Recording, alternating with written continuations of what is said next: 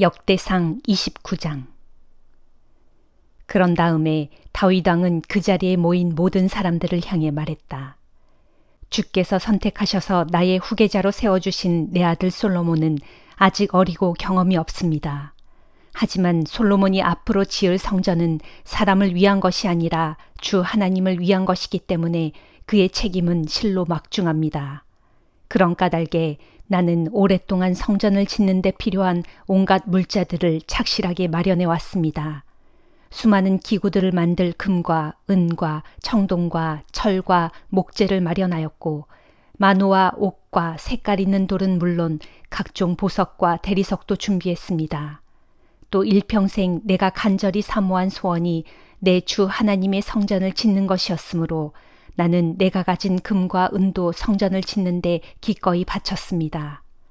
금은 오빌에서 생산된 순금으로 3,000달란트를 바쳤고, 은도 순운으로 7,000달란트를 바쳤습니다. 이 금과 은으로 성전의 내벽을 모두 바르게 하고, 또 성전에서 사용할 금은 기구들을 만들게 하며 나아가 세공업자들이 만들 모든 물건들에도 사용하게 할 것입니다. 그러므로 이제 나는 여러분에게도 성전 건축을 위해 즐겨 예물을 바치기를 권면합니다. 누가 오늘 주께 기꺼이 예물을 바치시렵니까? 그러자 각 집안의 족장들과 각 지파의 우두머리들과 군대 지휘관들과 궁중의 대신들이 너나 할 것 없이 기쁘게 예물을 바쳤다. 그들이 성전 건축을 위해 주께 바친 금액은 금이 5,000달란트, 금화 1만 다릭, 은 1만 달란트, 청동 1만 8천 달란트, 철 10만 달란트였다. 또 보석을 가진 사람들은 저마다 게르손의 자손 여히엘이 관리하는 주의 성전 창고에 가져다 바쳤다. 이렇게 많은 예물들이 기꺼이 주님께 바쳐졌으므로 이스라엘의 온 백성이 다 같이 즐거워하고 다윗 왕도 크게 기뻐하였다. 그래서 다윗 왕은 그 자리에 모인 모든 사람들 앞에서 하나님을 찬양하는 기도를 드렸다. 우리 조상 주 이스라엘의 하나님이시여 영원히 찬양을 받으소서. 주여 위대함과 능력과 영광과 승리와 존귀와 위엄이 모두 주의 것입니다. 하늘과 땅에 있는 모든 것은 다 주의 것입니다. 이 땅의 모든 통치권과 주권도 모두 주의 것입니다. 이 세상의 온갖 부요와 영광이 모두 주께로부터 말미암으니 진실로 주께서는 만물을 다스리시는 분입니다.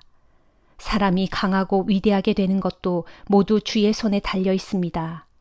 그러므로 우리는 지금 우리 하나님께 감사를 드리며 주님의 영광스러운 이름을 높이 찬양합니다. 주여, 우리가 이토록 즐겁게 예물을 바칠 힘이 어디서 나왔겠습니까? 저나 제 백성에게는 그런 힘이 없습니다. 그 모든 것은 오직 주께로부터 나온 것이며 우리는 주의 손에서 나온 것을 다만 주께 바쳤을 뿐입니다. 옛적 우리 조상들이 그러했듯이 우리 모두는 주께서 보시기에 한낱 이방인이며 나그네 신세에 불과합니다. 이 땅 위에서 보내는 우리의 나날은 마치 그림자 같아서 아무런 희망도 없고 의지할 데도 없습니다.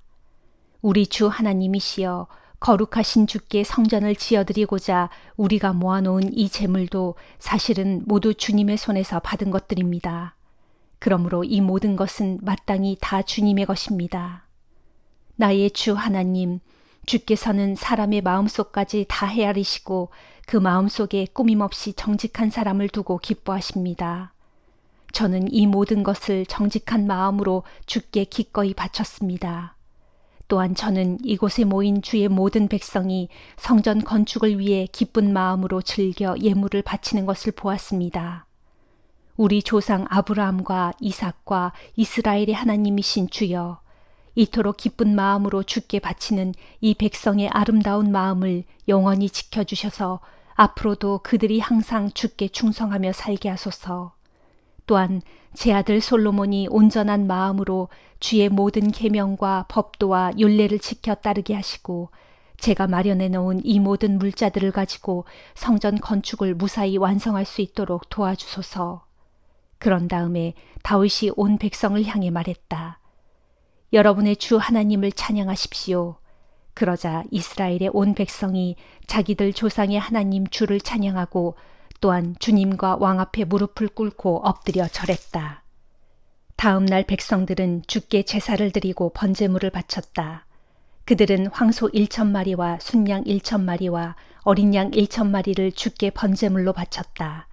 그것과 더불어 부어드리는 제물을 비롯한 수많은 다른 제물들을 온 이스라엘을 위해 주께 바쳤다. 이스라엘 온 백성은 그날에 주 앞에서 먹고 마시며 크게 기뻐했다. 그리고 백성들은 다윗의 아들 솔로몬에게 주 앞에서 기름을 부어 자신들의 왕으로 삼았다. 또한 사독에게도 기름을 부어 대제사장으로 세웠다. 솔로몬이 자기 아버지 다윗의 자리를 이어받아 주께서 허락하신 이스라엘의 왕위에 앉았다. 솔로몬이 나라를 잘 다스리니 이스라엘 온 백성이 그에게 순종했다. 나라의 모든 지도자들과 군대의 장군들과 다윗의 다른 왕자들까지도 모두 솔로몬에게 충성했다. 주께서 온 이스라엘 앞에서 솔로몬에게 큰 권세를 주시고 또 왕의 위엄을 크게 높여주시자 솔로몬은 이전에 어떤 이스라엘 왕들보다도 더 많은 부귀와 영화를 누리게 되었다. 이새의 아들 다윗은 온 이스라엘의 왕이 되어 나라를 다스렸다. 다윗은 7년 동안 헤브론에서 다스렸고 33년 동안 예루살렘에서 다스려 도합 40년 동안 이스라엘을 다스렸다. 다윗이 나이 많아 백발이 되도록 높임을 받고 영화와 존귀를 누리며 살다가 마침내 수명이 다하여 죽자 그의 아들 솔로몬이 다윗의 뒤를 이어 이스라엘의 왕이 되었다. 다윗 왕의 통치 기간에 있었던 모든 일에 관해서는 선견자 사무엘의 글과 예언자 나단의 글 및 선견자 갓의 글에 자세히 기록되어 있다. 그런 기록물들에는 다윗이 왕이 된 일과 왕으로서 수행한 모든 일이 다 적혀 있고 또한 다윗과 이스라엘과 다른 모든 나라들 사이에서 일어난 일들이 모두 적혀 있다. 베드로후서 3장. 사랑하는 형제들이여, 나는 지금 여러분에게 보낼 두 번째 편지를 쓰고 있습니다. 나는 이 편지들을 통해 여러분의 순수하고 진실한 마음을 새삼 일깨움으로써 여러분으로 하여금 옛날 거룩한 예언자들이 이미 예언한 말씀들과 또 우리의 주이신 구주께서 사도들을 통해 여러분에게 주신 계명들을 다시금 여러분의 마음속에 되새기도록 하려 합니다. 무엇보다도 여러분은 꼭 알아야 할 것이 있습니다. 그것은 세상 마지막 때에 조롱하는 자들이 나타나서 자신들의 악한 욕망에 따라 살면서 여러분을 비웃고 조롱할 것이라는 사실입니다. 그들 조롱하는 자들은 여러분을 비꼬며 말하기를 그리스도가 다시 오신다는 약속은 도대체 어찌 된 것이냐. 보아라, 아주 오랜 옛날부터 우리 조상들이 죽은 이래로 세상 만물은 하나도 달라지지 않고 처음 창조된 그대로 있질 않느냐라고 할 것입니다. 이렇게 그들은 태초에 하나님께서 말씀으로 하늘과 땅을 지으실 때 땅은 물에서 솟아나와 물로써 이루어졌다는 사실과 또 그 당시 물이 차고 넘침으로 인해 옛 세상이 완전히 멸망되고 말았다는 사실을 일부러 무시하고 있습니다. 그러나 그때와 마찬가지로 지금의 하늘과 땅도 하나님의 말씀에 의해 당장은 보존되고 있지만 최후 심판의 날에 불경한 사람들이 멸망당할 때 함께 불에 타서 없어지고 말 것입니다. 그러나 사랑하는 형제들이여, 이 한 가지를 잊지 마십시오. 주께는 하루가 1000년 같고 1000년이 하루 같습니다. 그러므로 어떤 사람들이 쉽게 생각하는 것처럼 주께서는 재림의 약속을 더디 지키시는 것이 절대로 아닙니다. 도리어 주께서는 아무도 멸망에 이르지 않고 다 회개에 이르기를 바라시면서 여러분 모두를 위해 오래도록 참고 또 참고 계시는 것입니다. 그러나 마침내 때가 되면 주의 재림의 날이 도둑같이 갑자기 닥칠 것입니다. 그날이 되면 하늘은 요란한 소리를 내면서 일시에 사라지고 세상의 물질들은 불에 다 녹아버리고 땅과 땅 위에 있는 모든 것들은 불타 없어지고 말 것입니다. 이렇게 그날에는 온 세상의 모든 것들이 불에 타서 다 녹아버릴 것인데 여러분은 과연 어떤 사람들이 되어야 마땅하겠습니까? 거룩한 행실과 경건한 생활로 주님의 날이 속히 오기를 간절히 바라고 기다려야 하지 않겠습니까? 정녕 그날에는 하늘이 불에 활활 다 없어지고 세상의 모든 물질들도 그 열기로 다 녹아버리고 말 것입니다. 그러나 믿는 우리는 주님께서 약속하신 바대로 온통 의로움으로 충만한 새 하늘과 새 땅을 기다리고 있습니다. 사랑하는 형제들이여, 여러분 모두는 그런 재림의 날을 간절히 기다리고 있으니 하나님 앞에서 한 점 흠없는 거룩한 생활을 영위해 나감으로써 아무쪼록 평강 가운데서 주를 맞이할 수 있도록 힘쓰십시오. 또한 여러분은 우리 주께서 오래 참고 기다리시는 것이 여러분의 구원을 위함인 줄 명심하십시오. 우리의 사랑하는 형제 바울도 하나님께 받은 신령한 지혜로 이와 같은 편지를 여러분에게 썼습니다.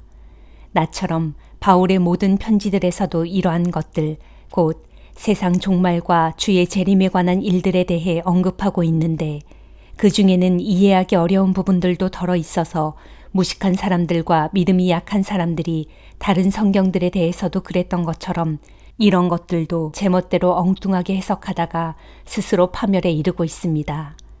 그러므로 사랑하는 형제들이여, 여러분은 이미 이 같은 사실을 알고 있는 만큼 악한 자들의 미혹과 속임수에 휩쓸려서 여러분의 믿음을 잃는 일이 없도록 정신을 바짝 차리십시오.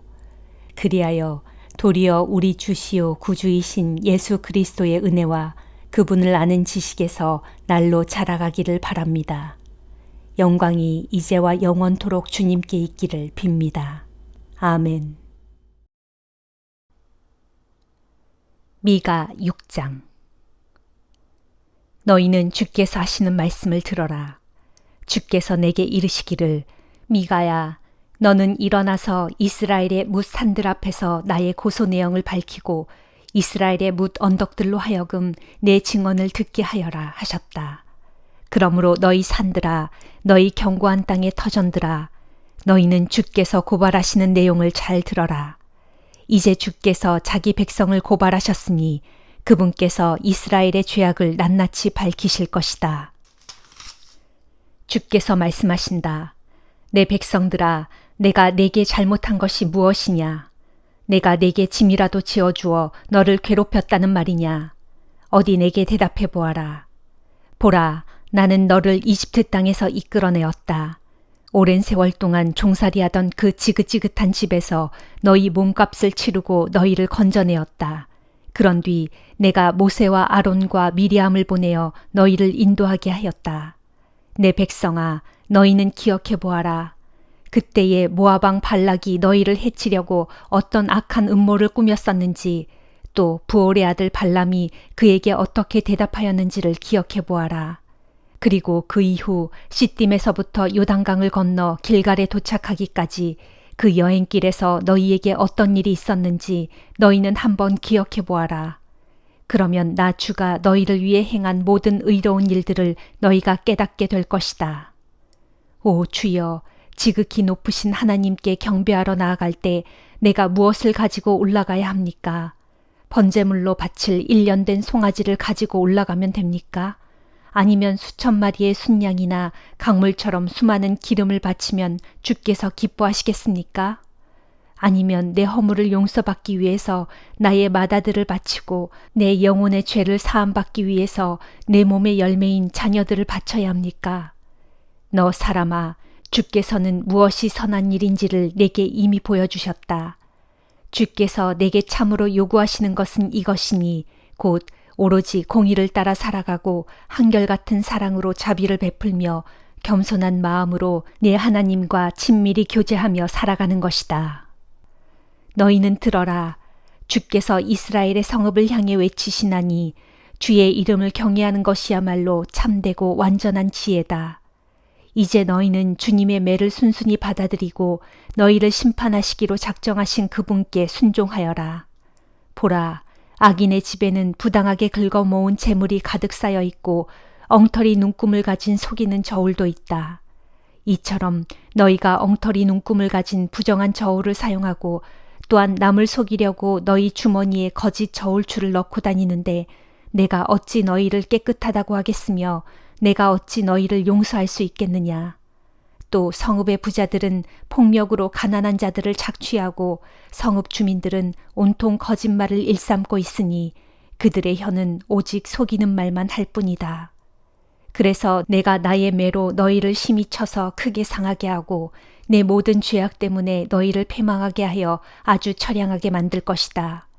그때에 내가 많이 먹을지라도 조금도 배부르지 못하고 항상 속이 텅 비어 허기가 질 것이고 아무리 재물을 많이 모아 안전하게 감출지라도 그것이 제대로 보관되지 못할 것이며 설령 약간 보존된 것이 있을지라도 내가 그것까지 대적의 칼에 붙여 그들의 손에 다 넘겨줄 것이다. 그때에 또 내가 씨를 뿌려도 그 열매를 거두어들이지 못할 것이고 올리브 열매를 밟아 기름을 짜도 그것을 내 몸에 바르지 못할 것이며 포도를 밟아 술을 빚어도 내가 그 술을 마시지 못할 것이다. 너희는 오므리의 악한 법도를 따랐고 아합 집의 사악한 행위를 본받아 그대로 따라 행했다. 그러므로 내가 나의 매로 너희를 쳐서 너희 성읍을 완전한 폐허로 만들겠고 너희로 온 세상 사람들의 비웃음거리가 되게 하겠다. 그리하여 너희는 세상 모든 민족들에게 수치와 모욕을 당하며 살아갈 것이다. 누가복음 15장. 세리들과 죄인들이 모두 예수님의 설교를 들으려고 모여들었다. 그런 광경을 보고 바리새파 사람들과 율법 교사들이 수군거리며 투덜댔다. 이 사람은 죄인들을 맞아들여 그들과 어울려 함께 음식을 먹는다. 그러자 예수께서는 그들에게 비유로 말씀하셨다. 당신들 가운데 누군가가 양 100마리를 가지고 있는데 그 중에서 한 마리가 길을 잃었다고 합시다. 그러면 그는 99마리를 그대로 들에 둔 채 잃어버린 한 마리 양을 찾으러 나서지 않겠소? 그래서 양을 찾으면 그는 크게 기뻐하며 그 양을 어깨에 메고 집으로 돌아와 친구들과 이웃들을 불러놓고 이렇게 말할 것이오. 우리 다 함께 기뻐하자. 잃어버린 내 양을 내가 도로 찾았다. 내가 진정으로 당신들에게 말하겠소. 이와 같이 하늘나라에서는 회개할 필요가 없는 의인 99명보다 회개하는 죄인 한 사람을 두고 더욱 기뻐한다오. 또 어떤 여자가 은화 10잎을 가지고 있었는데 그 중에서 하나를 잃어버렸다면 어떻게 하겠소? 등불을 켜들고 온 집안을 쓸며 부지런히 돈을 찾지 않겠소? 그러다가 돈을 찾으면 그 여자는 친구들과 이웃들을 불러놓고 함께 기쁨을 나눌 것이오. 이와 같이 죄인 한 사람이 회개하면 하나님의 천사들이 크게 기뻐한다오. 예수께서 계속 말씀하셨다. 또 어떤 사람에게 두 아들이 있었는데 작은 아들이 아버지에게 말했소. 아버지, 제 몫의 유산을 미리 나누어 주십시오. 그래서 아버지는 자기 재산을 두 아들에게 나누어 주었소.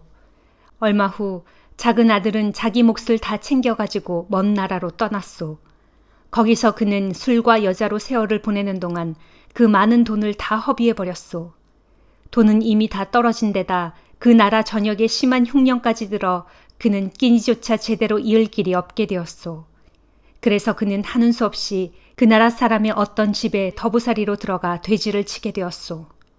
그는 너무나 배가 고파 돼지가 먹는 쥐엄나무 열매라도 실컷 먹고 배를 채우고 싶었지만 그것마저도 넉넉히 주는 사람이 없었소. 그제야 제정신이 든 그는 이렇게 말했소. 아, 내 아버지의 집에는 양식이 풍족하여 일꾼들까지도 넉넉히 먹고 남는데 나는 여기서 굶어 죽겠구나.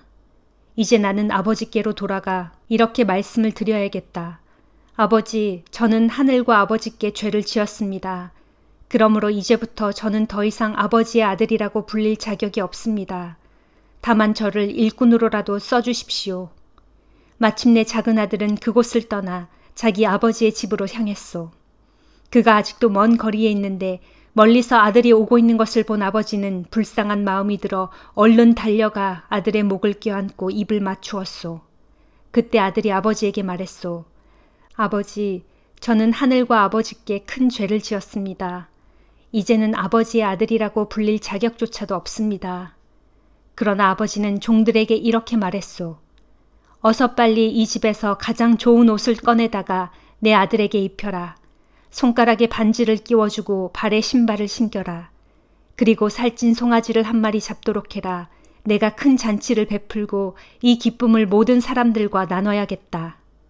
자, 보아라. 죽었던 내 아들이 이렇게 다시 살아왔다. 내가 아들을 잃었는데 이제는 다시 찾았다. 그래서 그들은 큰 잔치를 벌였소.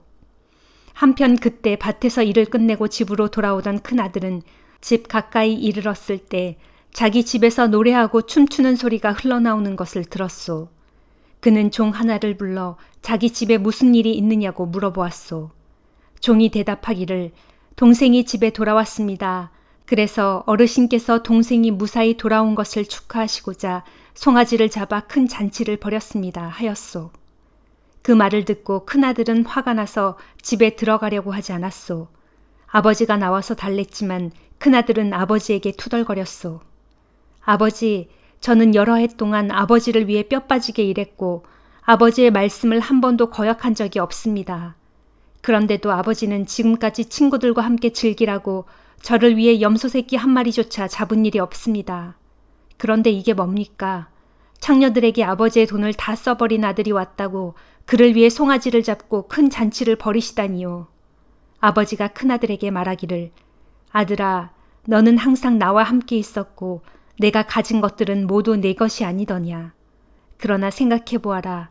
내 동생은 죽었다가 다시 살아왔고 잃었다가 다시 찾았다. 그러니 내가 잔치를 벌여 즐기고 기뻐하는 것이 마땅하지 아니하냐 하였소. 아멘.